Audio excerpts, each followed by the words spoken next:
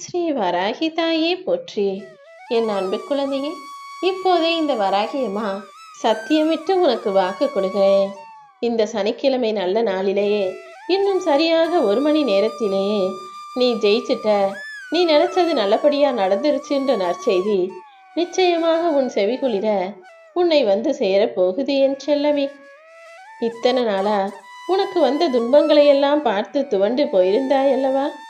இன்று முதல் இனி நடக்க போறது எல்லாமே உன் நன்மைக்காக நல்லபடியாக நடக்கும்படி நான் செய்ய போறேன்.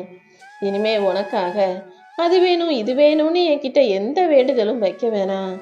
சுயநலத்தோட உனக்கு வேண்டியதை மட்டும் கேட்காம எல்லாரும் நல்லா இருக்கணும், எல்லாருக்கும் நல்லதே நடக்கணும்னு நீ பொதுநலத்தோட பிரார்த்தனை செஞ்சினா உன் வேண்டுதல்களை எல்லாருக்காகவும் கேட்கும்போது உனக்கு எது நல்லதோ அதை நானே சிறப்பாக செஞ்சு கொடுத்துருவேன்.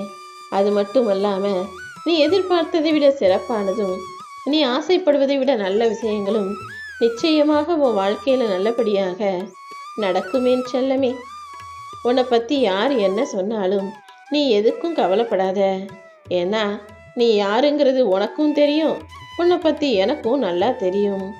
அதனால யார் உன்னை பத்தி என்ன சொன்னாலும் கவலைப்படாம நீ செய்ய வேண்டிய விஷயங்கள்ல மட்டும் கவனம் செலுத்தி அதை சரியாக சிறப்பாக செய்யும் பட்சத்தில் இந்த வராகி அம்மா என் அருளும் ஆசீர்வாதமும் எப்போதும் உனக்கு துணையாக இருந்து நீ நினைச்சத வெற்றிகரமாக முடிச்சு கொடுக்கும்.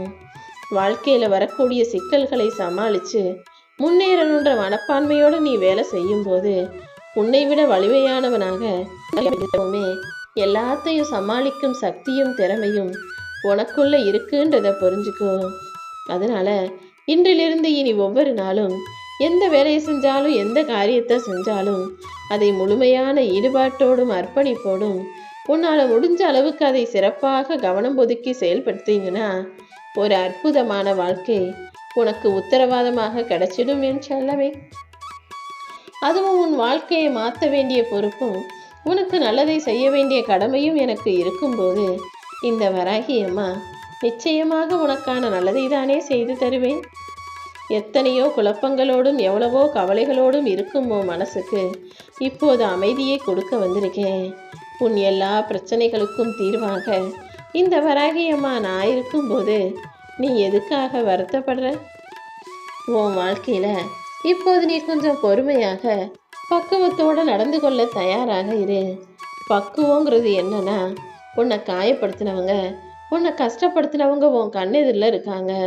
அவர்களை காயப்படுத்தவும் கஷ்டப்படுத்தவும் உனக்கு ஒரு வாய்ப்பு கிடைச்சாலும் நீ அவர்களை எதுவும் சொல்லாம, அவர்களை திட்டாமல் தூற்றி பேசாமல், அவங்க மனசை காயப்படுத்தாம அமைதியாக சிரிச்சுக்கிட்டே கடந்து அப்படிப்பட்ட பக்குவசாலியாக நீ மாறிட்ட.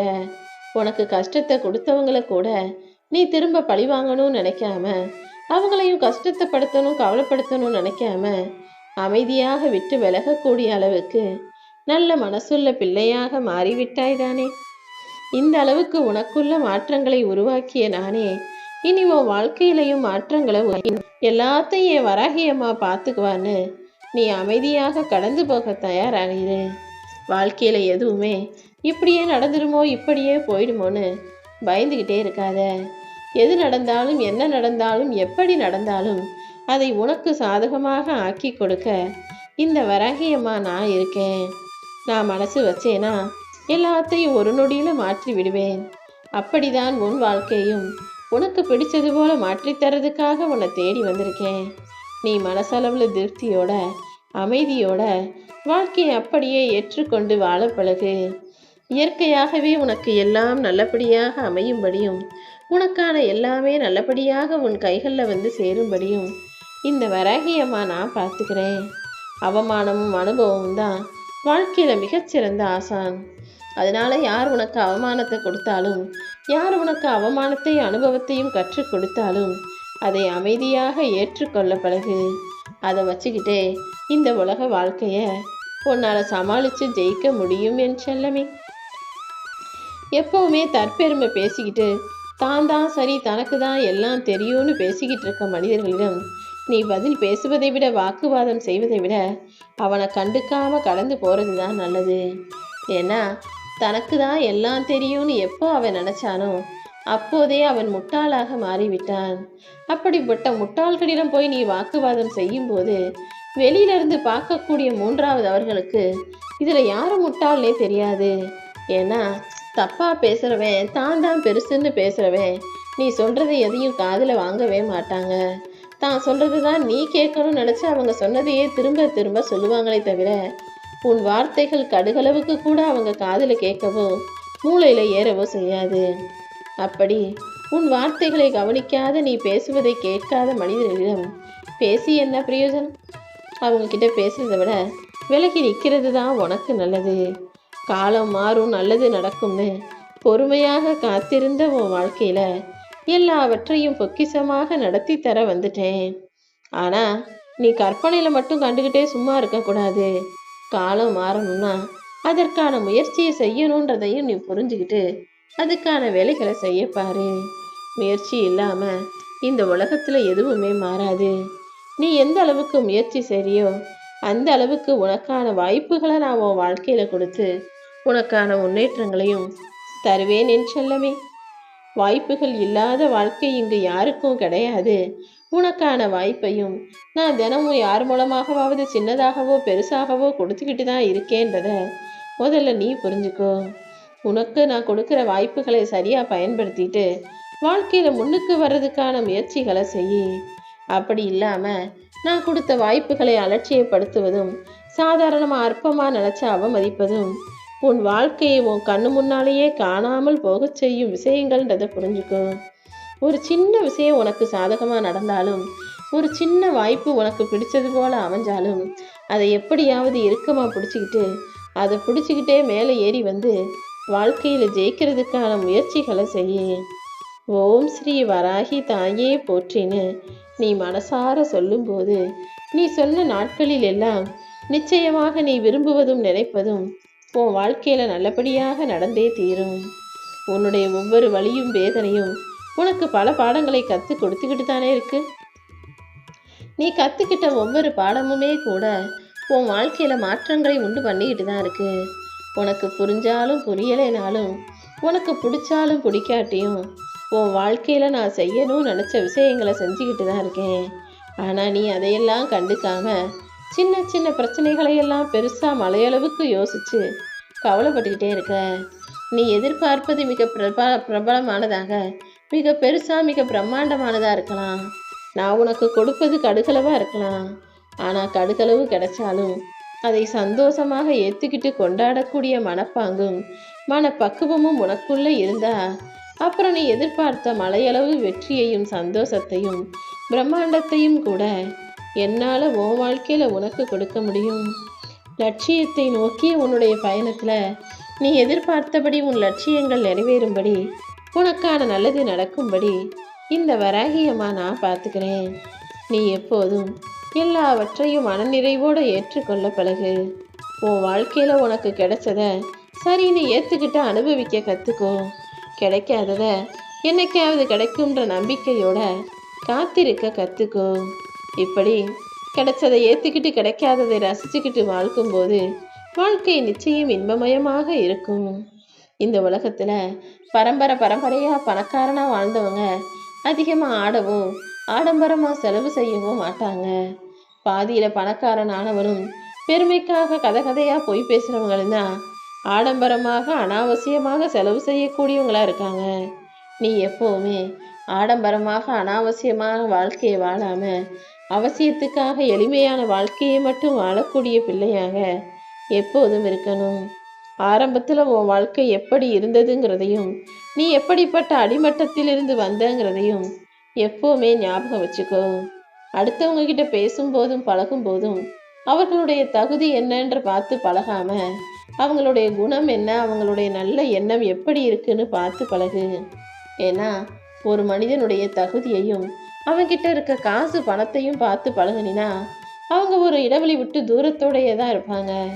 ஆனால் தகுதியை பார்த்து பழக்காம நல்ல மனசு உள்ளவங்களா நல்லவங்களா இருக்காங்கன்னு பார்த்து பேசி பழகும்போது அவங்க எப்போதும் உனக்கு சமமாக உனக்கு துணையாக உனக்கு ஆதரவாக வந்து நிற்பாங்க என் செல்லமே. உன்னால ஒருத்தர் கண்ணீர் சிந்தினாலும் உன்னால ஒருத்தர் கவலைப்பட்டாலும் அது எனக்கு மிகவும் வேதனையான விஷயன்றதை புரிஞ்சுக்கோ. நீ யாரையாவது கஷ்டப்படுத்தினா இந்த வராகி அம்மா அதுக்காக கவலைப்படுவேன்றதை ஞாபகம் வச்சுக்கிட்டு உன்னால் யாருக்கும் எந்த கஷ்டமும் வராத அளவுக்கு உன்னால் முடிஞ்ச அளவுக்கு மற்றவங்களை சந்தோஷமாக வச்சுக்கக்கூடிய வேலைகளை செய்ய. உனக்காக 4 பேர் கண்ணீர் சிந்தினாங்க, உனக்கு ஒரு கஷ்டம்னா மற்றவங்க வருத்தப்பட்டாங்கன்னா அதுதான் எனக்கு சந்தோஷமான விஷயம். ஏன்னா ஒருத்தவங்களுக்காக 4 பேர் அழுகுவதும் ஒருத்தவருக்காக 4 பேர் கஷ்டப்படுவதும் இந்த உலகத்தில் மிகவும் அரிதான விஷயம். அப்படிப்பட்ட 4 நல்ல நபர்களை உனக்காக நீ சம்பாதிச்சு வச்சுக்கிட்டா போதும். என்ன நடந்தாலும் அவர்களே உனக்கு துணையாக ஏன் சார்பில் உன் பக்கத்தில் நின்று உனக்கு ஆறுதலாக இருப்பார்கள் அல்லவா?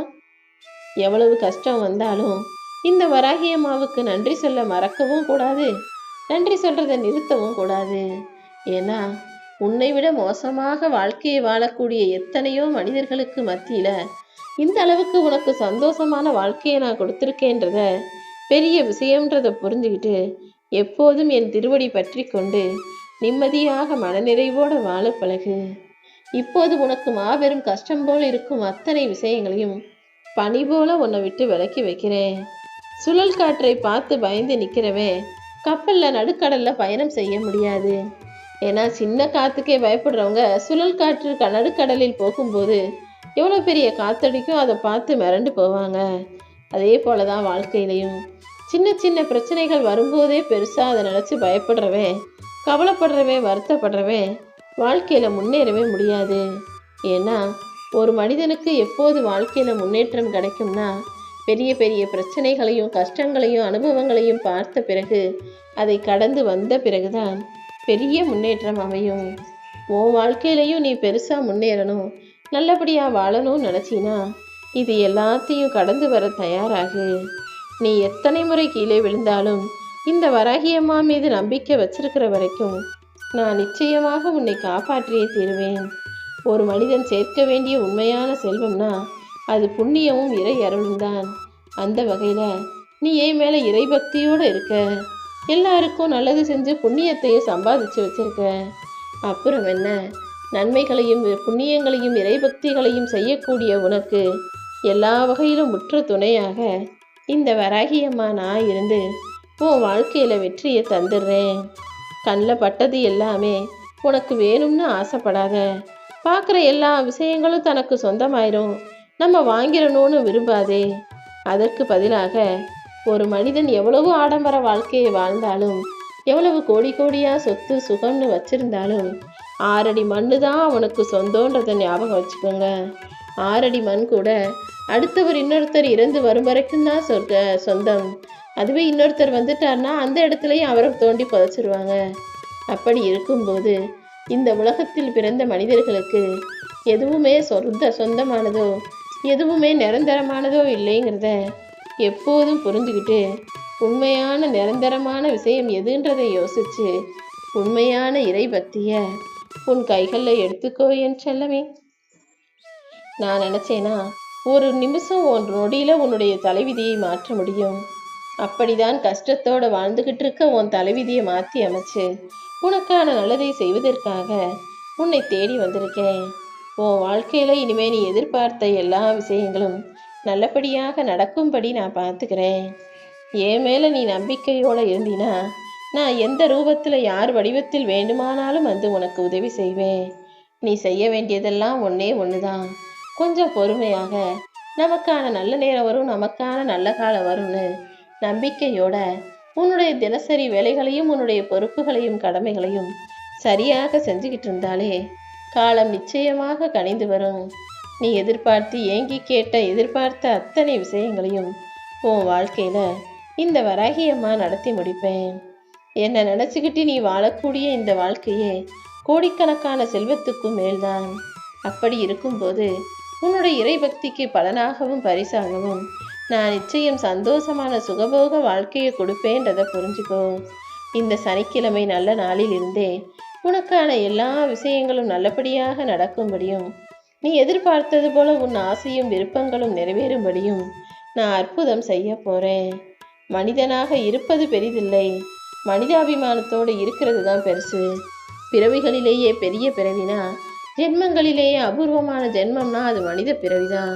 அப்படிப்பட்ட அபூர்வ ஜென்மமான மனித பிறவியை நீ எடுத்ததற்காக பெருமைப்படாம மனிதனாய் வாழ்வதற்கு என்ன குணம் வேணும்? எப்படி அன்பா, பாசமா, பொறுமையா, அக்கறையா, மனிதாபிமானத்தோட நடந்துக்கணும்னு யோசிச்சு இந்த எல்லா நல்ல குணங்களையும் நீ உனக்குள்ள வச்சுக்கும் போது இந்த வராகியம்மா நானும் உன் கூடவே உனக்கு துணையாக இருந்து நீ எதிர்பார்த்த எல்லா விஷயங்களையும் வெற்றிகரமாக உனக்கு அமைச்சு கொடுப்பேன்.